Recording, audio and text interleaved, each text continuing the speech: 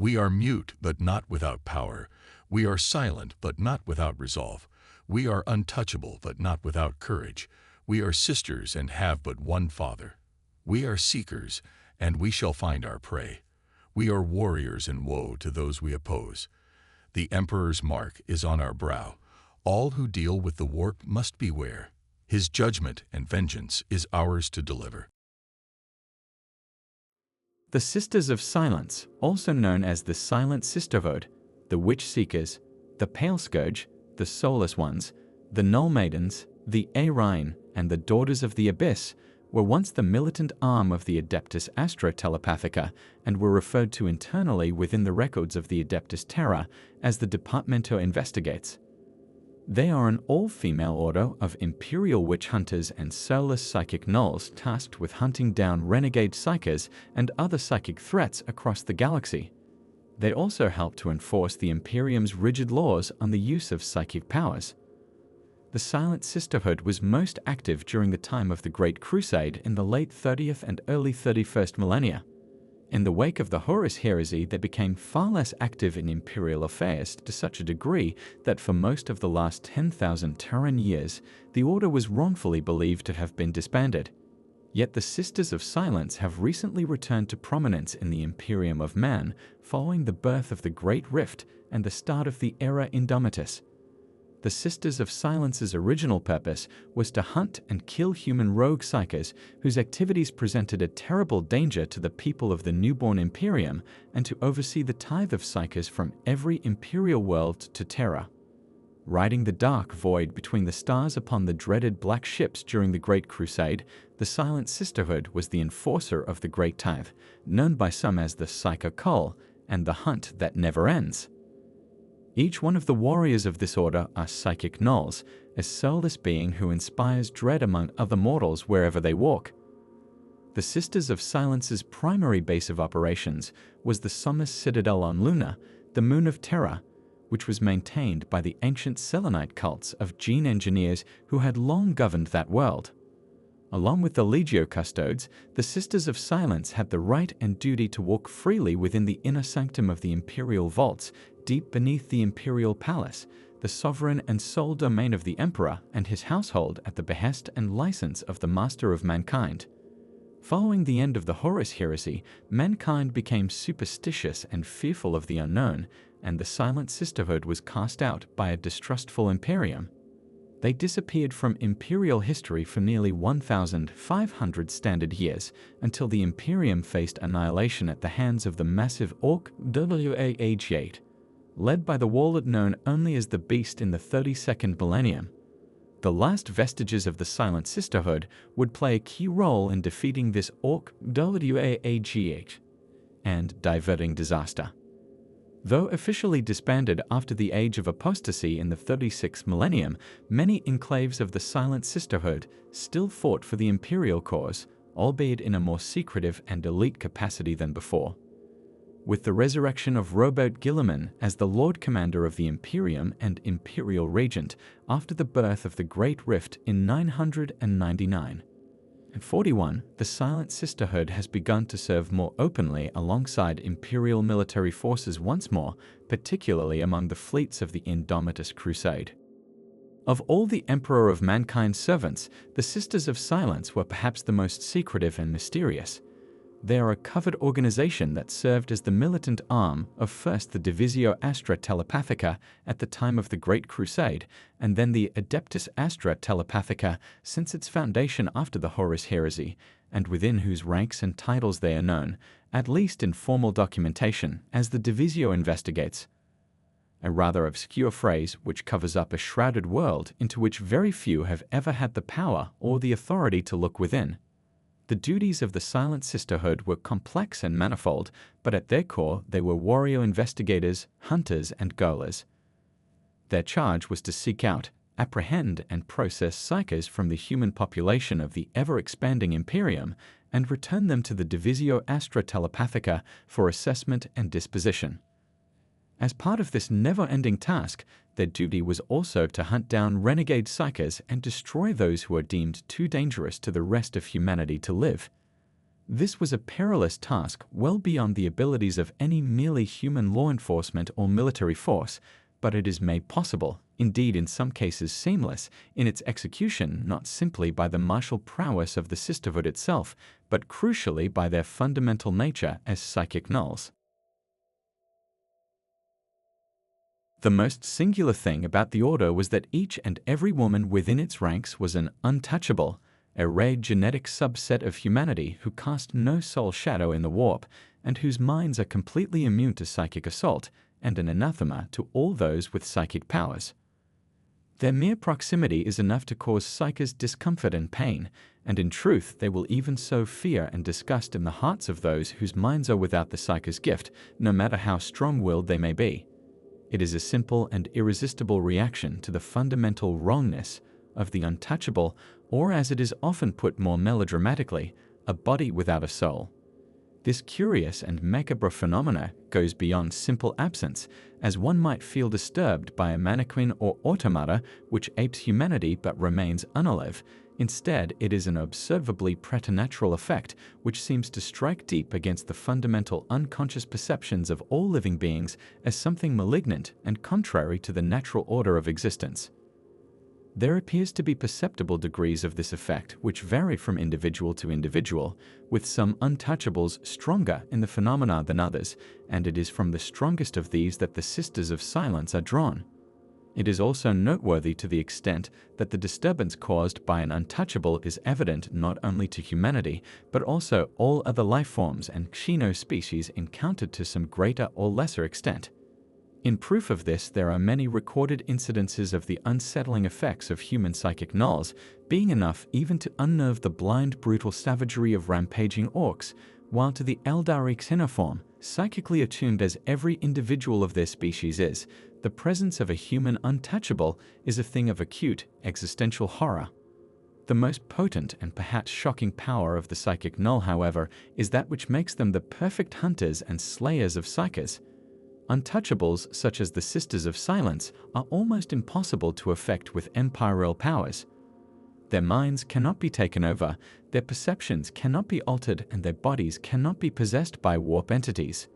Even the cruder but more direct manipulations of the environment or ambient energy by the psyker, such as conjured fire or the hurling of debris by telekinetic force, is lessened and sometimes negated outright by the untouchable's sheer proximity. With psychic nulls such as the Sisters of Silence, specifically chosen for the strength of their gift, it is the case that their minds are not simply absent or inert to a psyker's mental perception, but howling abysses of darkness that not only negate psychic force directed at them, but actively interfere with the flow of warp energies into real space around them. The profoundly phobic reaction they engender extends to both human and xeno-psychers, as well as entities and creatures of the Empyrean-like daemons, their mere presence a debilitating toxin. Further, there are those among the sisterhood who, through arcane training and practice, and whose nature has never been revealed to outsiders, are able to develop their null abilities further until they are actively disruptive enough to make any use of psychic power in their presence extremely hazardous. These sisters are honed into the Oblivion Knights, and within their order they are the foundation stone of an elite force specially tasked not with the day-to-day enforcement of the Great Tithe, but the destruction of alpha-level rogue psychers and the ceaseless training for battles of this deadly kind. In their studies, the Sisters of Silence read many of the great texts that were found in the towering stacks of the Libraria in the Somnus Citadel on Luna, from the earliest surviving volumes of the Secana Occultis to the voiceless judgments of Milena Vertand.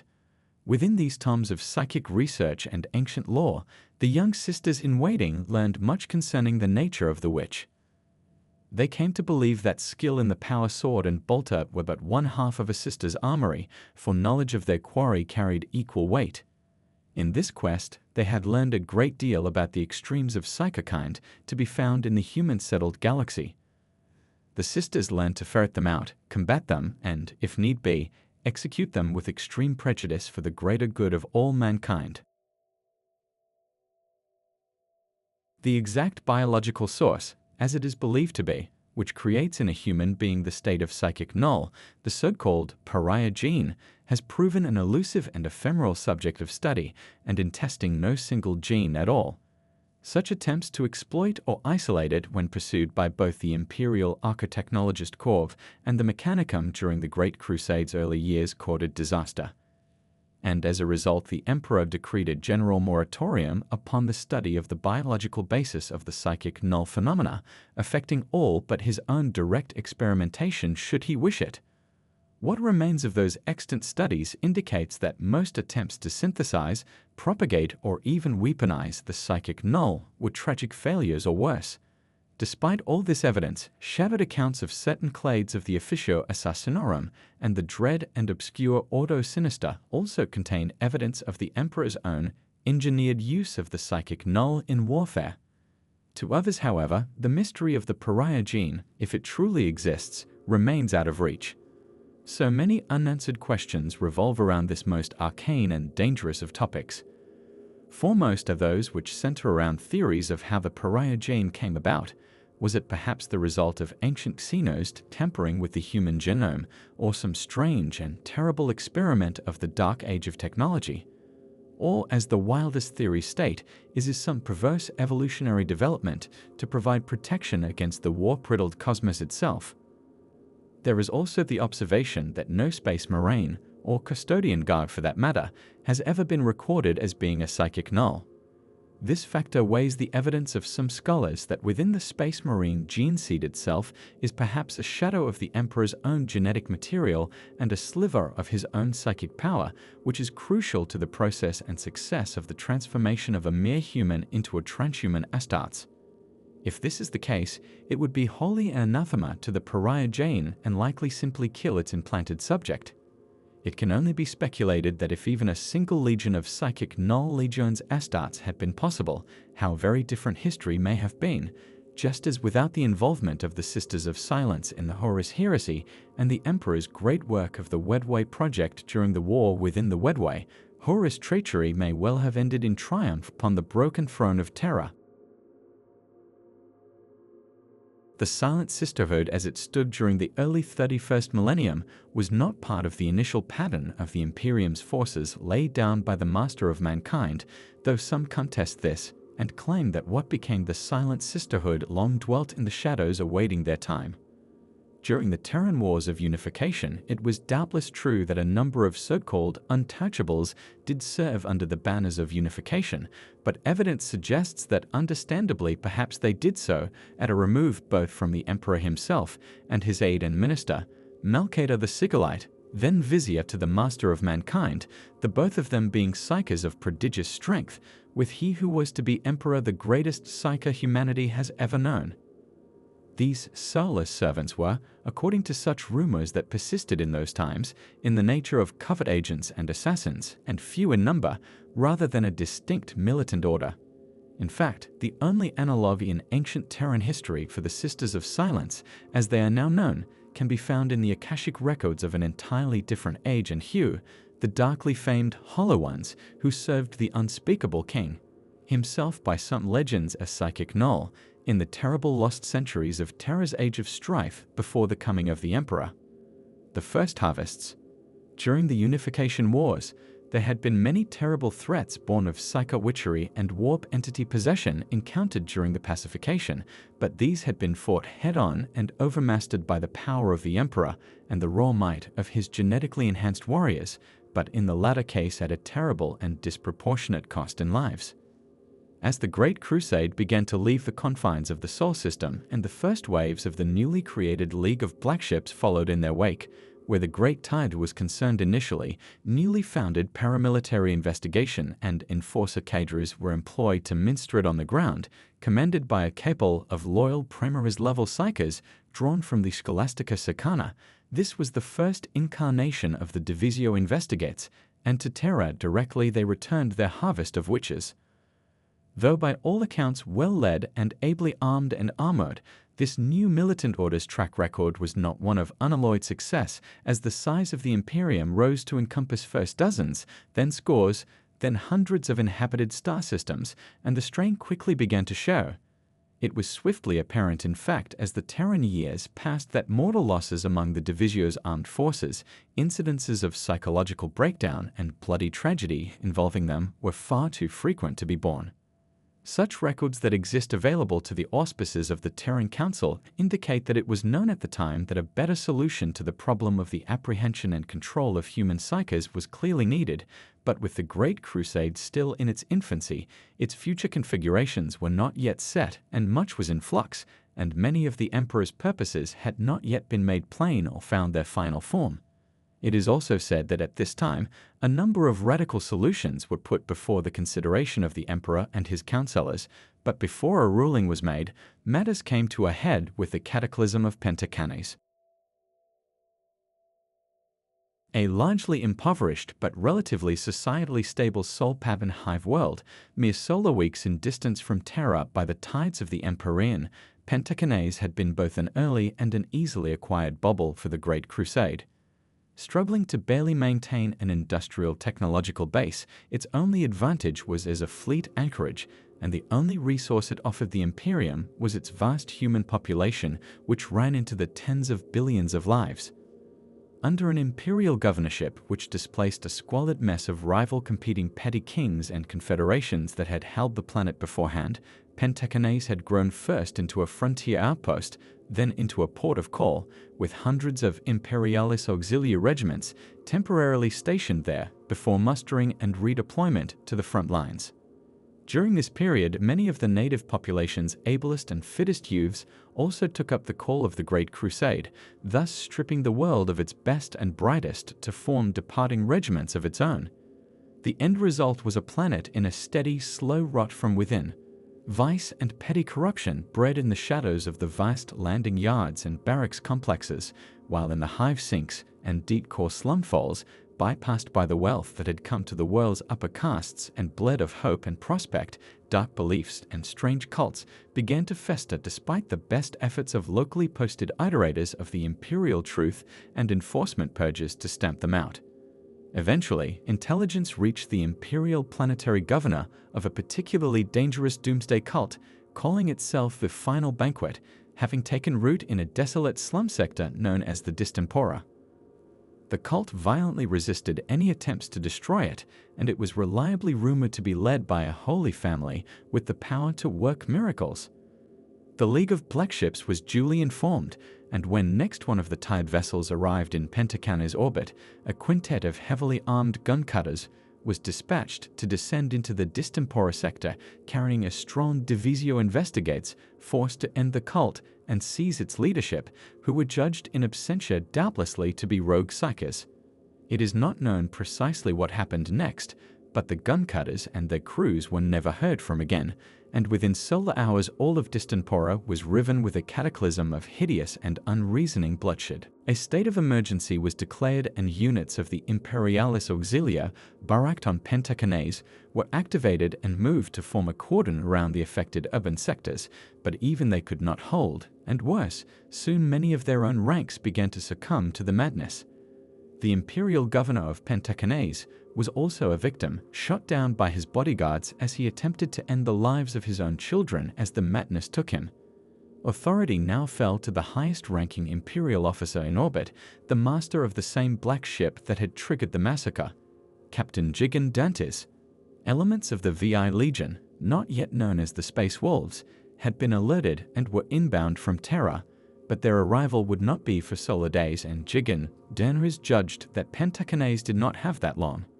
Even the desperate measure of targeted lance strikes and orbital barrages could not halt the spread of the anarchy across the world, and wherever Captain Dance looked, all was in disarray. No force already in combat could hold long against whatever psychoborn madness afflicted that damned world. No force, he noted with surprise, except for one. The Daughters of the Crow was what the manifest of the stationed Imperialis Auxilia named them, or more formally the 5th 9-13 Indentured Irregular Infantry Regiment. They were a primarily female cultural phenotype, techno-barbarian force from an obscure feral world in the southern reaches of the Segmentum Solar, so obscure in fact it lacked a proper name in the records, only the designation of 9-13. recently raised and folded into the Great Crusade, landing only solar weeks previously for muster. The regiment had not yet seen active service, but the sparse records available showed a number of ill-defined complaints raised against the regiment by those who had been barracked alongside it. Numerous fractious incidents were logged, and discipline masters had been frequently sent out in force to break up trouble between the 9 to 13ers and others. Sent in with the rest of the auxilia as the tide of madness had spread, the small regiment had not only held against the onslaught, it had driven back the afflicted horde, and not one of its fighters had suffered psychic contamination. Not one. To Gigandantis, versed in the lore of the Scholastica Sicana, there could only be a single answer. The Daughters of the Crow, or at least a very significant proportion of them, were untouchables. It was unprecedented and doubtless something that needed later investigation, but for now they offered a lifeline to a world besieged by madness. With air support from the orbiting black ships, the Daughters of the Crow took the battle to the very heart of the nightmare, the depths of the Distempora sector. Here they gave battle to the transfigured horrors that had been unleashed from the gestalt minds of the Holy Family of the cult and slew them. The effect was akin to extinguishing a fire by hurling an explosive into its midst. The spreading stain of psychic madness had been cut off at its source, and now mere anarchy and disaster reigned, where dark purpose had previously ruled all. It would take the VI Legion to bring Pentacanaes back to heal, and in the aftermath 1 billion dead were accounted for and half a world left a burned-out shell. By then the survivors of the Daughters of the Crow were long gone within the hold of Dante's black ship, while far off across the Segmentum Solar, it is said that scores of other black ships appeared in the skies of the obscure planet designated 9 to 13, and in their passing left a world half-emptied. In the wake of the events of the Cataclysm of Pentacanaes, this account stands in blessed isolation in the Imperium's records in regards to the origins of the Sisters of Silence, and it seems certain to many observers that 9 to 13 and its bounty of untouchables are all evidence the core upon which the remade Divisio investigates was formed. Or so it seems. There are those who doubt the veracity of this account, or at least its significance. Others merely contest that the historical account has been doctored. Some later speculated that the whole Pentacanaes affair was arranged, a kind of bloody experiment, a field test whose results were bought at the deliberate sacrifice of 1 billion lives. But like many things that occurred during those early years of the Imperium, much of the extant record has become unknowable. Some insist that the origins of the Silent Sisterhood go even further back, either in the mind of the Emperor, or some lost agency of the dark age of technology, that they awaited perhaps only a critical mass of untouchables to act, or at least to operate in the open. Regardless, within an unknown exact number of Terran years, but no greater than 4 solar decades into the Great Crusade, the Divisio investigates became synonymous with a new militant order, that of the Sisters of Silence. Unique in the Imperium's service, this order comprised human psychic gnolls, all female, thousands strong and beholden to none but the Emperor. The Great Teth now included direct action to reinforce their numbers in the Harvest of Worlds, garnering untouchable female children, just as it did the Psyche Marked. Structured in isolation and with the ironclad rule of discipline, this militant arm of the Divisio Astra Telepathica operated with remorseless efficiency and under an unassailable vow of silence and secrecy, a distinction which gave them a ready common name to those of the Imperium's authorities with whom they dealt, and to the Imperium through which they began to pass ghost-like upon their dark harvest. They became objects of fear and awe. Exactly where and how the Sisters of Silence came into being remains but one mystery among many where they are concerned, and that the shadow of some techno-barbarian culture is part of their bloodline seems clear, but from whence exactly it came, not even the wisest of imperial military historiographs can state with clarity. But as a postscript to the official account of the Cataclysm of Pentacanaes, it can be said for a fact that that particular hive world endures. Although it is a ravaged, half-empty domain of gloom and ashes now, steeped in old tragedy and long since left behind, as the Imperium has expanded across the galaxy. As for the world designated 9 to 13, no such sphere is listed in the databases of the Cartographica Imperialis. The numeric is simply missing, tellingly, from its lists. During the Great Crusade, the Emperor kept a standing battalion of the Silent Sisterhood within his personal armies. They were tasked with hunting and exterminating those who would use their psychic talent against the Imperium or their fellow humans during the wars for imperial compliance. Since that time, the remit of the Null Maidens has demanded that they wage near-constant war. The Sisters of Silence are rare pearls in the limitless ocean of humanity. Each sister is one in a trillion, for the mental architecture of those who harbor the Pariah Gene is nothing like that of the common herd. They have only a startling void in place of that emotive, spiritual core that empowers and guides a typical human. No simple absence is this, but a hungry, sucking abyss that makes even the spiritually in it feel unsettled and nauseous. It is this anomaly that makes the Sisters of Silence the bane of witches and daemons alike. The Emperor once referred to this quality as a rare gift within his most esoteric servants, but in many ways it is an alienating, inescapable affliction. Yet in a galaxy where the shadows of mankind's worst excesses are given physical form through the power of the immaterium, it is indeed a precious resource. The sacrifice these pariahs make is profound, but without it, humanity may well have consumed itself long ago. Mankind's surety of purpose, restored by the tremendous success of the Great Crusade, was shaken to its core by the treachery of the War Master Horus. The corruption Horus spread through the Legiones Astartes eroded the imperial truth, the secular wisdom, laid down by the Emperor, that saw the furtherance of logic and science required the outlaw of the concept of supernatural entities.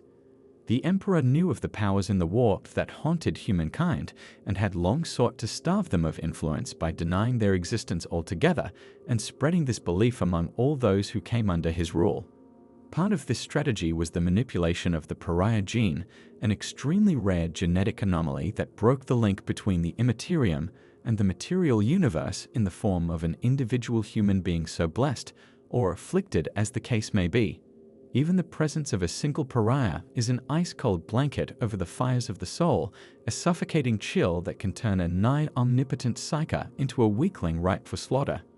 It was not through fear of his own boundless psychic talents that the Emperor waged his war of atheism, but through hope for a galaxy defined by order and reason.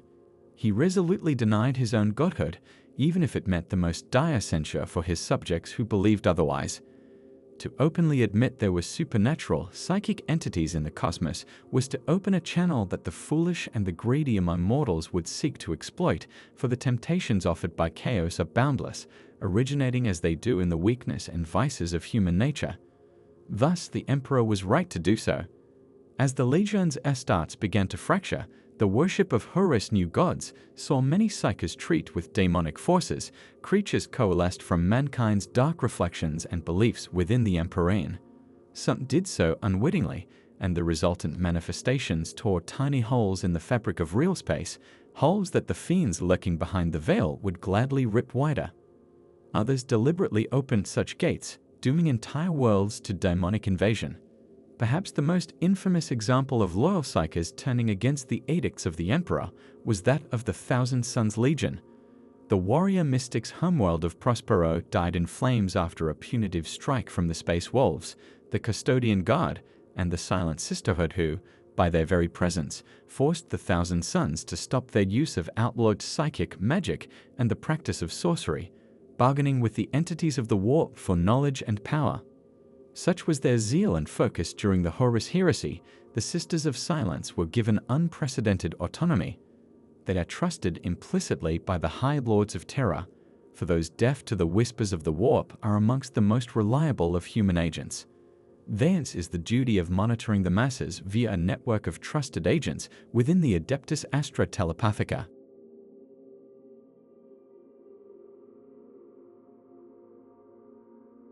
They then hunt down any untrained or rogue psychers they find, often alongside the agents of the Inquisition, particularly the witch hunters of the Order Hereticus and the infamous hunter squads of the Black Ships. There are few other roles members of the Sisterhood could fulfill, for their talent is inescapable and magnified by the Emperor's ancient artifice. Though they are trained to control their unsettling anti-psycho pariah auras, projecting them until it becomes difficult even to look upon them, or suppressing them at need, the sisters can never truly be rid of their genetic curse. After the War Master's rebellion was halted at the Siege of Terra and the Emperor was interred upon his golden throne, the Sisters of Silence found themselves without direction. Many were slain or lost forever, scattered and stranded across a war-ravaged galaxy. Undaunted by the sudden lack of guidance, they went abroad into the wider Imperium to continue their work. There amongst the stars they hunted rogue psykers and witches with unstinting fervor, some as part of the Adeptus Astra Telepathica, some as lone but loyal agents who eventually settled within the teeming hordes of humanity. In some rare cases, these hunters learned to suppress their uncanny auras to some degree, and in living alongside others begot their own bloodlines. None of these would-be settlers ever stayed in one place for long, for the Pariah Gene is not named idly. Wherever the Sisters of Silence sought out new lives, they were hounded into exile once more by those that hated them for their intrinsic otherness. Still, not all were reviled or ironically burned as witches. The offspring of these few had children of their own, and over the generations, the genetic peculiarity of the Silent Sisterhood found its way further into the vast spread of the human race. The Sisters of Silence have banded together, but rarely since their devolution at the end of the Horus Heresy, with each major instance of their gathering for war expunged from imperial records. Even then, their various orders remained divided by necessity, gathering only in secret. In the Terran years since, their numbers have grown, gradually but steadily, into the tens of thousands. Now, in the Era Indomitus, the Sisterhood is a vast army of psychic gnolls, standing ready to extinguish the dark flames of chaos that threaten to consume the Imperium in the wake of the Great Rift's birth. The Silent Sisterhood as an organization was one of singular reach and secrecy. Its exact numbers were unknown save to the Emperor, for though it remained nominally part of the Divisio Astra Telepathica at the time of the Great Crusade, it had long become interwoven with the will and direct agency of the Emperor himself. For while the Legio Custodes guarded the Master of Mankind directly, the Sisters of Silence became pivotal to the carrying out of the Emperor's great and secret works to contain and limit the influence of the ruinous powers and their servants as he sought to expand the imperial truth. By the later Great Crusade, the Sisters of Silence certainly numbered in their tens of thousands, though this force was widely dispersed, and the Sisterhood's untouchables crewed and commanded the vessels of the League of Black Ships. In addition, they maintained a strong presence both on Terra itself, as well as notably at their headquarters on Luna, the Sommus Citadel, a facility handed over by the ancient gene cult of the Selenar, and the Magdan Orbital Construct, the fortified orbital anchorage station utilized by the League of Black Ships in the Sol system to deliver their cargo and forbidden to all others. It was also taken as fact that much of the initial sifting and processing of the Great Tithe took place not in the Sol system, but elsewhere on several isolated and otherwise prohibited star systems nearby, an understandable change from the Tithe's early days given the sheer scale of the operation as the Imperium had expanded and the potential security risks involved in so many untrained psykers being concentrated in a single area. These Divisio Astra Telepathica administered star systems were only known to other arms of the Imperium as vague and shifting code designations, but here the Silent Sisters alone held sway, and what numbers, facilities, and resources they possessed in these sovereign domains, none save they and the Emperor knew. In fact, such was the shroud of secrecy surrounding the Great Tithe that only the navigators of the League of Black Ships knew the location of these processing worlds and various black ship anchorages, collection node stations and outposts scattered across the Imperium, and their lives were led in sealed biome crucibles, present in homes which auto-incinerate all within should their seals ever be compromised. Such was the priceless wealth in human potential and danger of the Great Tithe judged and guarded. Though a portion of the Silent Sisterhood still garrison the Black Ships, many more have answered the call to war in the wake of the birth of the Great Rift in the Era Indomitus. With warp storms ravaging the Imperium and the Demon Primarchs walking the worlds of the material universe once more, the moment has come for the Silent Sisterhood to change the faltering course of human history. They will not be found wanting. Those in whom the Pariah Gene makes itself fully manifest are still highly prized by the Adeptus Astra Telepathica. Often they are sought out at great length and considerable expense. Once they have been secured, they are taken up by the Black Ships and returned to Holy Terra. Most perish during the stringent loyalty tests and punishing physical regimes they must endure as part of their training. Some, should they be judged fit for it, are taken to the hidden fortress of the Officio Assassinorum's Culexus Temple, where they are trained and transformed into the soulless horrors known as Culexus Assassins. Others become soul guardians within the Imperial Palace. Despite the intensity of their trials, a significant number of these female pariahs have the sheer fortitude to make it into the Silent Sisterhood. It was Robert Guilliman who, upon his resurrection in 999, and 41 after the 13th Black Crusade and resumption of the duties of the Lord Commander of the Imperium, ordered the remnants of the Silent Sisterhood located and reinstated to the Imperial fold. Guilliman well remembered the value his father had placed on the Null Maidens. With the threat posed by the Great Rift, they were now needed more than ever, and he declared the Dispensavus Anathema, sending out as emissaries those of the Sisterhood who had fought with him at the Battle of Luna. The decree called upon Sisters of Silence, who still fought in the sectors surrounding the throne world. As Guilliman's Indomitus crusade took shape and the first fleets were mustered, bands of Silent Sisters converged on Terra from every direction. Each isolated group had met different challenges through the generations, diverging to overcome them as necessity dictated. The tactics, characters, and traditions of each group were far removed from each other, but their collective sense of duty was undomed. The hosts of Silent Sisters upon Terra eventually numbered near 3,000, and Guilliman declared them the Vigil Indomitus. They would be the first in a spreading network of vigils throughout the Imperium, each granted the explicit authority to carry out their ancient duties. The Vigil Indomitus divided into cadres, with each joining the battle groups of the Indomitus Crusade fleets. As the influence of the Adeptus Astra Telepathica had waxed and waned over the millennia, their military arm had become less prominent. There had once been a large population of Sisters of Silence during the Great Crusade and the Horus Heresy. Though numerous enough to play a role in the War of the Beast 1,000 standard years after the end of the heresy, by the 41st millennium they had dwindled almost to extinction. Those remaining were occupied aboard the Black Ships, hunting renegade psychers and performing the crucial role of damping the potent and uncontrolled abilities of their human cargo. The militant orders of the Emperor's Day had been disbanded, diminished, or lost to war. The last surviving few were scattered around the Imperium, most reduced to a handful of members. They had fought on, here and there, but their glory days were a myth at best. They were unremembered by the people they had died to protect. But after thousands of standard years of obscurity, when Guilliman returned, the Sisters of Silence came back willingly into the light, not because of who he was, but because of what he was. To them, the Primarch was a living saint. It shocked Guilliman that the Sisters of Silence worshipped his father as a god, as so many other misguided souls of the present Dark Age did. Not for the first time this made Guilliman think of his brother, Lorgar, the Daemon Primarch of the traitorous wordbearers, who had been so hungry to find someone worthy of his devotion. No longer centralized within the vast spire convents of Luna, the Sisterhood has recently re-established a presence in every segmentum, forming many new orders and offshoots.